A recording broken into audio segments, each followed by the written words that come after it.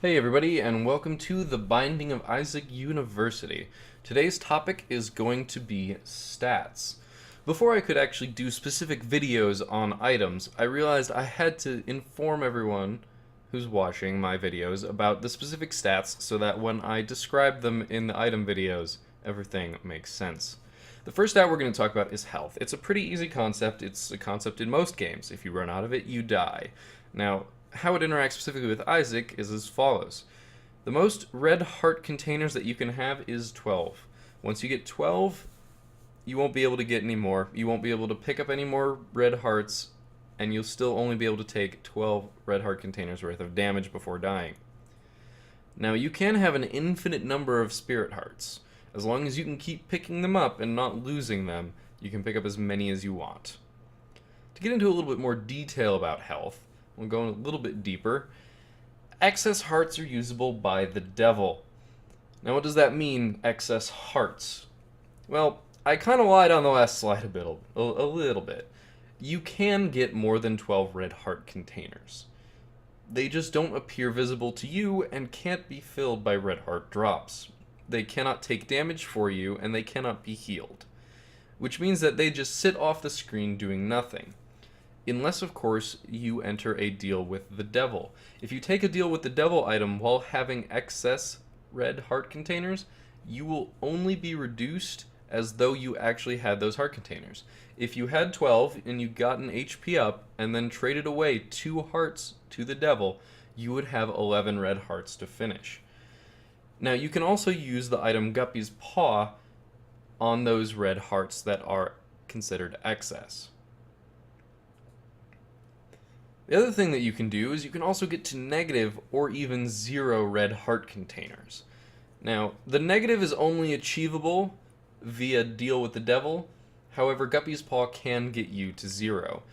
If you have 0, you have to have spirit hearts or you will die. Now, if you are negative, any subsequent HP up will be put towards your debt before actually giving you another red heart container. If you are at negative 2 red hearts because you've taken a lot of deals with the devil, you will have to get at least 3 HP ups before you see a single red heart container on your screen. Now let's talk speed. Speed is also pretty simple. It's how fast you move.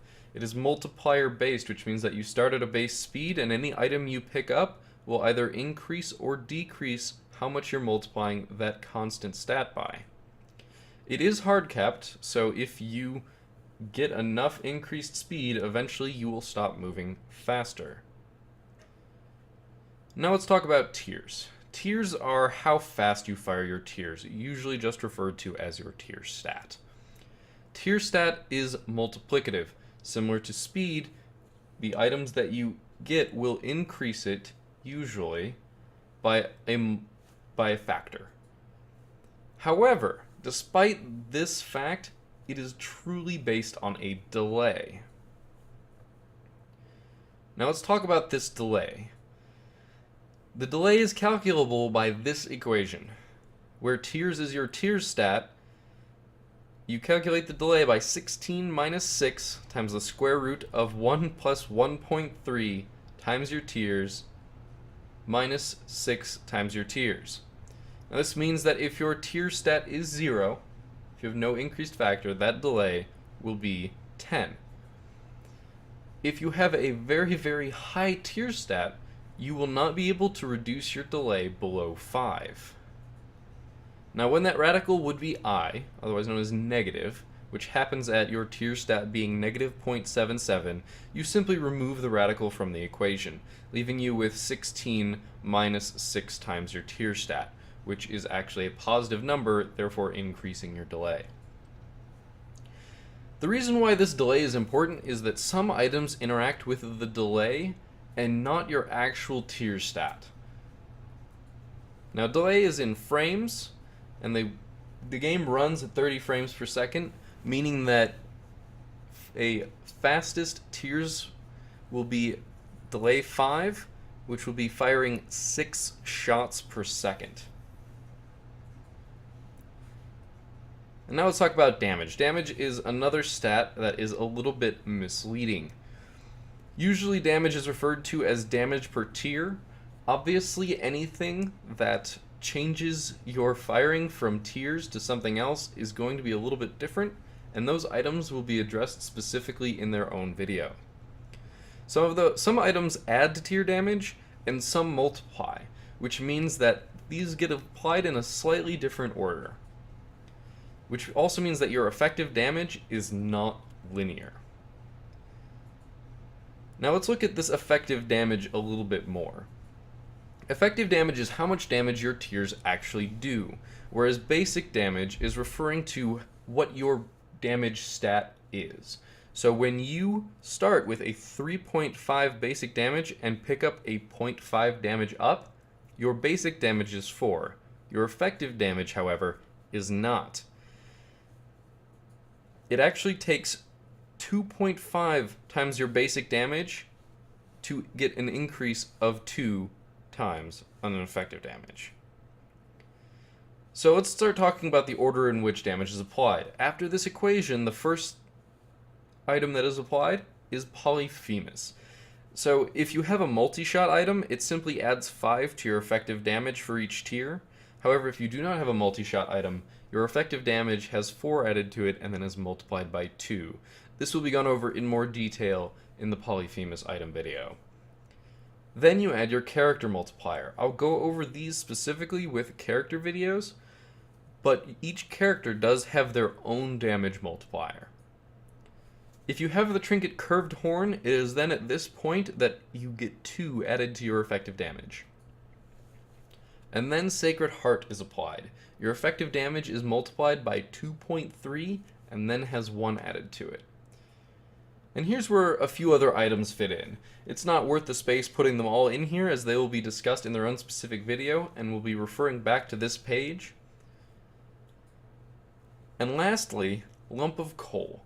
Lump of Coal is applied after all other multiplicative items, and it is based on the number of frames your tier has been on screen. It is always additive and not multiplicative.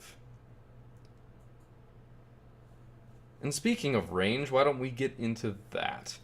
Range is also a slightly deceptive stat in that it is referring to your airtime, your tier's airtime. It is a soft-capped stat, which just means that there's a square root in the equation, and the more you get, the less you see of an effect. And this is a little bit important under only one condition, and that is homing tiers. It's usually pretty easy to get your range up to the horizontal distance of a room, which doesn't change after that. If you don't have homing tiers, you just shoot as far as you possibly can until it hits a wall. However, homing tiers have the ability to follow enemies, which means that the longer they have in the air, the more likely they are to reach a target. So having an increased range is mostly beneficial when it is paired with homing tiers.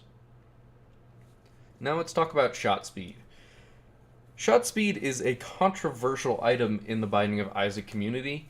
It's not a terrible controversy, but different people tend to have different opinions. As it implies, an increased shot speed just makes your tiers move faster. Doesn't do anything different. It does hurt Lump of Coal as an item, because Lump of Coal is based on the number of frames a tier has been on screen and not how far it's traveled, so moving faster reduces the number of frames, which thus reduces the damage.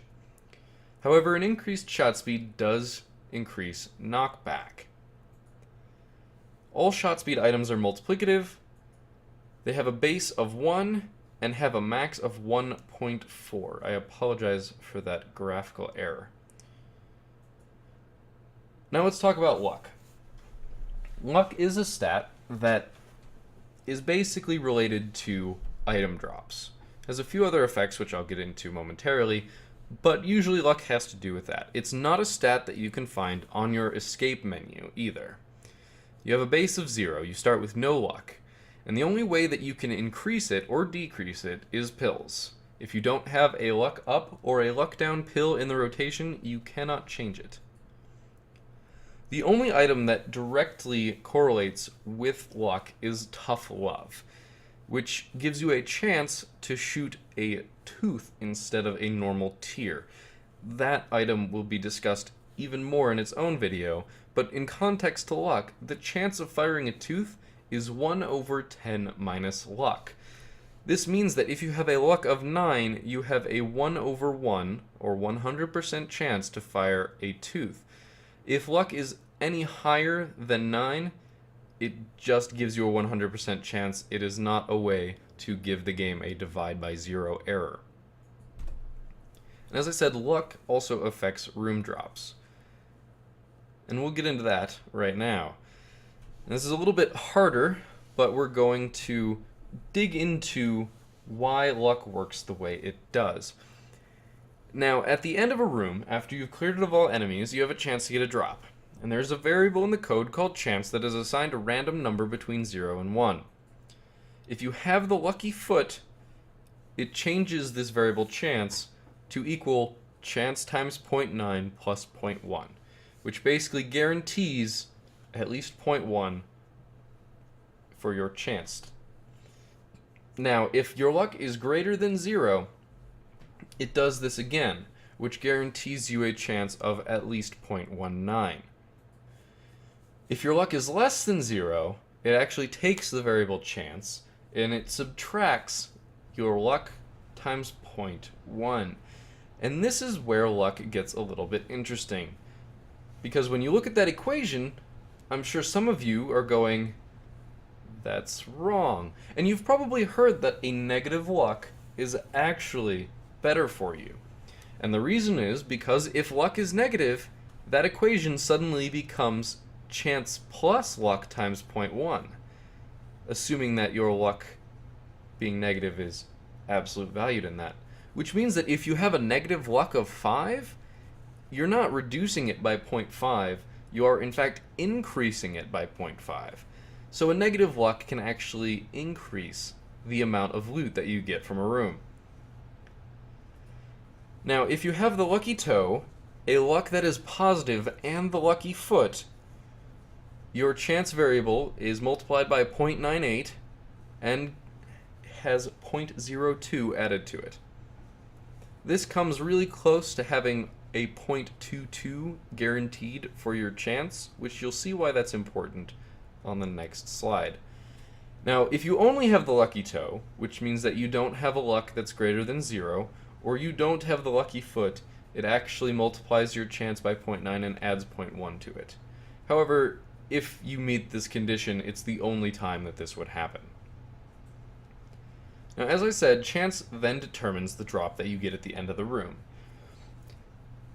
Basically by this table. If your chance is less than 0.22, which having the lucky toe, the lucky foot, and a positive luck basically guarantees it will be greater, you'll get nothing. Which means that having that combo basically guarantees you at least an item. Now, if your chance variable is between 0.22 and 0.3, it then does another really quick random number to determine whether you get a card, trinket, or pill. If your chance is between 0.3 and 0.45, you get a coin. This is a non-specific coin, which it means it could be a penny, it could be a dime. Could be a nickel as well. If your chance is between 0.45 and 0.6, you get a heart. This is also a non-specific heart, which means that you can get an eternal heart, you can get a red heart, you can get a spirit heart, and they are determined by those chances, which can be altered by trinkets and items. Now, if your chance is between 0.6 and 0.8 minus your current chapter times 0.01, you get a key. Now, this means that that range is bigger early and smaller later, which means that you have a higher chance of getting a key earlier on in the game than later. Now, if you have a chance between 0.8 minus the current chapter times 0.01 and 0.95, you get a bomb.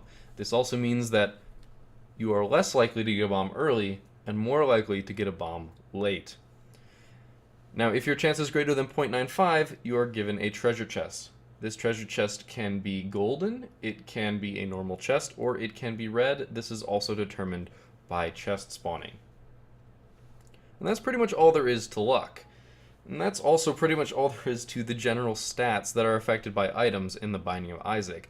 Now the wiki link to these stats is in the description, so if you'd like to look back over these or read them yourself, please feel free to check out the wiki. It's a very, very informational place, and most of what I have learned has come from there. Although I hope that these videos have turned it into an easier to digest source of information. So please like, favorite, and subscribe to my channel if you learned something and would like to learn more, and you'll get notified of when my videos are coming out. I will see you guys next time.